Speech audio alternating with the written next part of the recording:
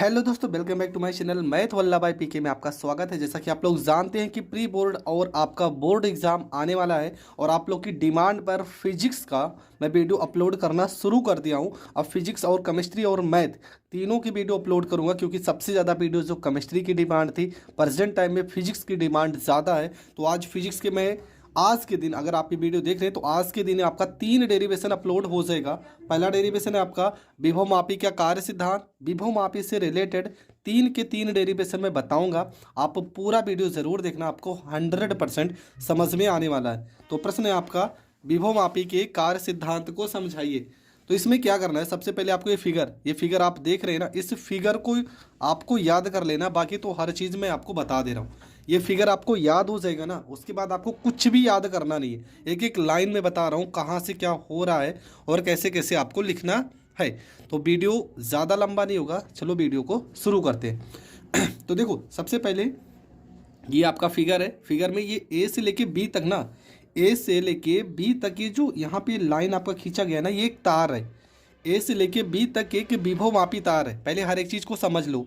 ए से लेके बी तक एक विभवमापी तार है। उसके बाद यहाँ पे जो ये बी है ना, ये बी आपका क्या है, तो बी आपका बैटरी है। ये बी आपकी बैटरी है।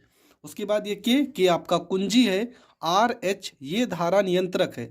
आर एच आपका क्या है, आर एच आपका धारा नियंत्रक है। और यहाँ पर ई, ठीक है, इसको हम मान लेते ई।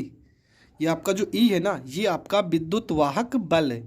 ई आपका क्या है, विद्युत वाहक बल है, मतलब एक सेल है जिसपे हमें विद्युत वाहक बल ज्ञात करना है। ये डी क्या है, ये संतुलन बिंदु है। डी क्या है, ये संतुलन बिंदु है। और जी आपका धारा मापी है। और डी नॉट और डी वन के बारे में मैं रचना में बताऊंगा। तो हर एक चीज़ आप समझ चुके हैं क्या क्या है। देखो, ए से लेके बी तक एक विभवमापी तार है। ई आपका क्या है, ई वह सेल है जिस पर हमें विद्युत वाहक बल ज्ञात करना है। जी आपका धारा मापी है। डी क्या है, संतुलन बिंदु है। बी आपका बैटरी है। के आपका कुंजी है। आर एच आपका धारा नियंत्रक है। तो मैंने जो जो बताया ना, अब मैं वो लिख के आपको समझा रहा हूँ। आप फिगर देख चुके हैं तो आपको मैं बता रहा हूँ क्या क्या लिखना है। देखो, बहुत तेज़ मैं लिख रहा हूँ थोड़ा से, हाँ, राइटिंग में आप मत जाना, आप समझना कि मैं बताना क्या चाह रहा हूँ। तो इसमें आपको लिखना है कि माना, ठीक है, माना ए बी एक विभवमापी तार है। ठीक है, माना ए बी एक विभवमापी तार है। ठीक, बस इतना ही तो लिखना है कि माना ए और बी एक विभवमापी तार है जिसके साथ जिसके साथ जिसके साथ बैटरी, ठीक है, बैटरी बी कुंजी के कुंजी के धारा नियंत्रक आर एच श्रेणी क्रम में, ठीक है, कौन से क्रम में जुड़ा है, श्रेणी क्रम में जुड़ा है, श्रेणी क्रम में जुड़ा है।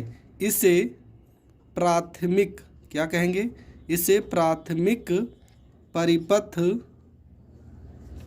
कहते हैं। ठीक है, बस इतना ही तो लिखना है। बस आपको इतना ही लिखना है जितना मैं बता रहा हूँ। अब देखो कहाँ से लिखे हो, आप क्या लिखे हो कि माना ए बी एक विभवमापी तार है। माना ए बी एक विभवमापी तार है जिसके साथ, देखो ये, जिसके साथ बैटरी बी कुंजी के धारा नियंत्रक आर एच कौन से क्रम में जुड़ा है, श्रेणी क्रम में जुड़ा है। और इसको हम प्राथमिक परिपथ कहते हैं। बस इतना आपको लिखना है। उसके बाद अब थोड़ा सा नीचे के बारे में समझते हैं। यहाँ पे लिखेंगे ई, लाइन चेंज करके लिखेंगे ई वह सेल है। ई वह सेल है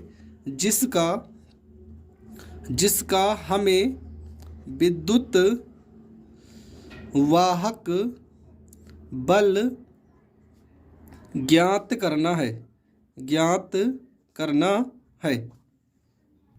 ठीक है, बस इतना ही तो लिखना है। देखो क्या लिखना है, ई वह सेल है जिसका हमें विद्युत वाहक बल ज्ञात करना है।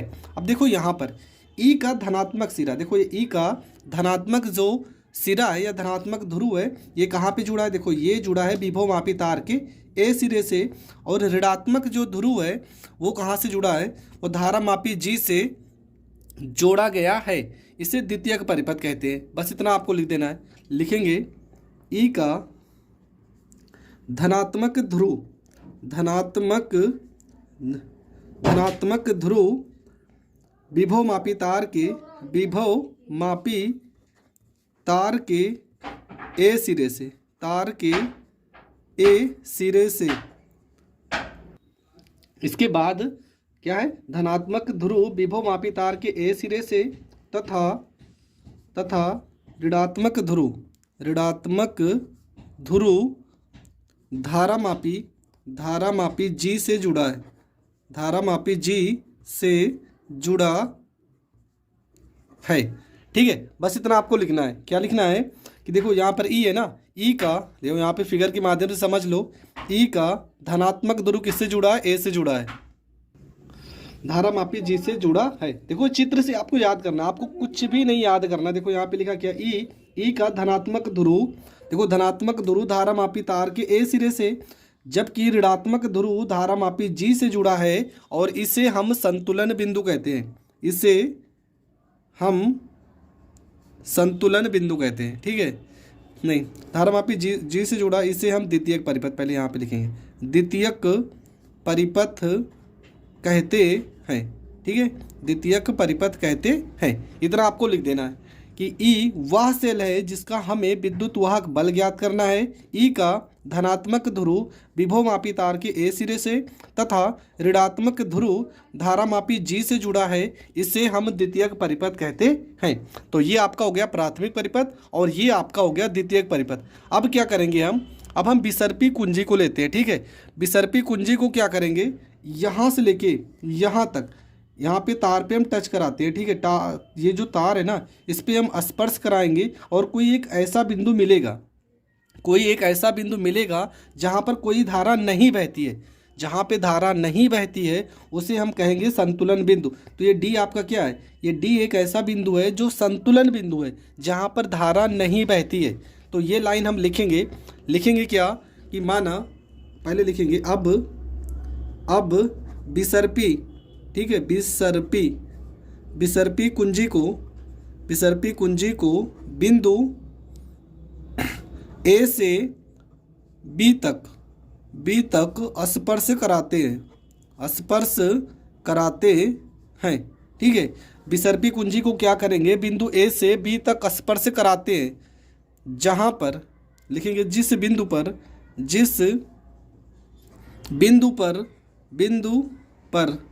धारा नहीं बहती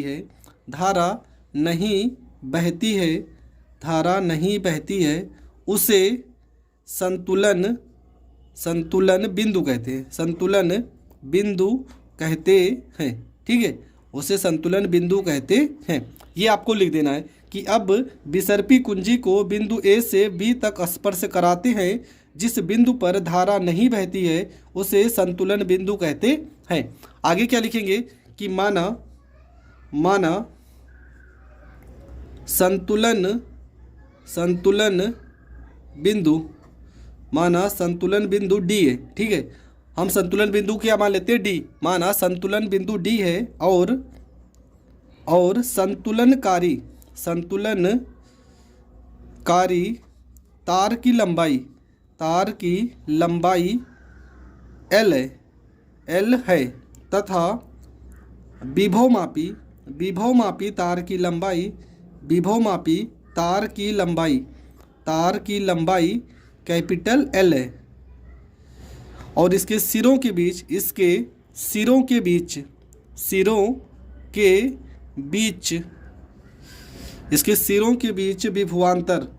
विभवांतर क्या मान लेते हैं, विभवांतर V है। तो तार की एकांक लंबाई पर विभव परवणता हम K मान लेते हैं, K है।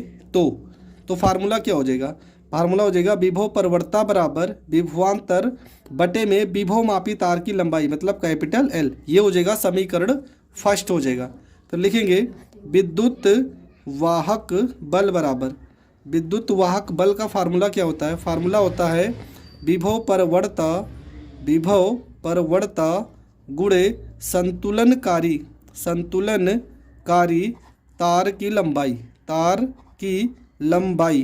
तो विभव परवणता क्या है, ये आपका है K और संतुलनकारी तार की लंबाई क्या है L, और विद्युत वाहक बल को हम किससे प्रदर्शित करेंगे? E से। तो हो जाएगा E बराबर K का मान उठा के रखेंगे तो V बटे में L हो जाएगा और यहाँ पे L हो जाएगा। बस यही आपको सिद्ध करना था, ठीक है, ये आपको सिद्ध करना था और ये आपका हो गया प्रूव्ड। तो ये है विभवमापी का कार्य सिद्धांत, 3 नंबर में आता है। बस आपको इतना ही लिखना है। मैं शुरू से एक बार फिर से समझा रहा हूँ, आप पूरा वीडियो फिर से देख लीजिए। देखो एकदम शुरू से, आपको कुछ भी नहीं याद करना है, बस ये चित्र आपको देखना है और इसी के बारे में लिखना है। क्या लिखेंगे कि माना ए बी, ये क्या है आपका ए बी, क्या है आपका विभवमापी तार है। तो लिखेंगे माना ए बी एक विभवमापी का तार है। ये आपका क्या है? ये आपका है विभवमापी का तार, विभवमापी का तार, विभवमापी का तार, और इसकी लंबाई को कैपिटल एल माने हो। इसकी लंबाई क्या है? कैपिटल एल है। तो लिखेंगे कि माना ए बी एक विभवमापी तार है जिस, ठीक है, पहले ये तो रचना में बाद में लिखेंगे। माना ए बी एक विभवमापी का तार है जिससे, देखो ये आपका क्या, ये बैटरी है, जिससे बैटरी बी कुंजी के और धारा नियंत्रक आर एच जुड़ा है।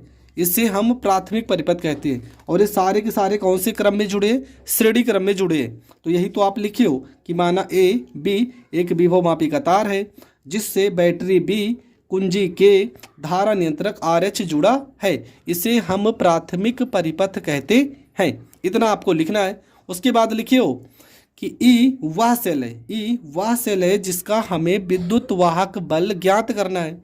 फिर लिखियो ई का धनात्मक ध्रुव, देखो ई का धनात्मक ध्रुव विभवमापी तार के ए सिरे से तथा ऋणात्मक ध्रुव धारामापी जी से जुड़ा है। इसे हम द्वितीयक परिपथ कहते हैं। उसके बाद लिखियो कि अब विसर्पी कुंजी को बिंदु ए से बी तक स्पर्श कराते हैं और जिस बिंदु पर धारा नहीं बहती है उसे हम संतुलन बिंदु कहते हैं। ठीक है, ये डी आपका क्या है?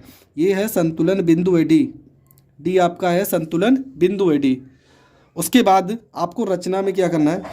लिखियो कि माना संतुलनकारी तार की लंबाई क्या मानो, यहाँ से लेके यहाँ तक, माना संतुलनकारी तार की लंबाई L है।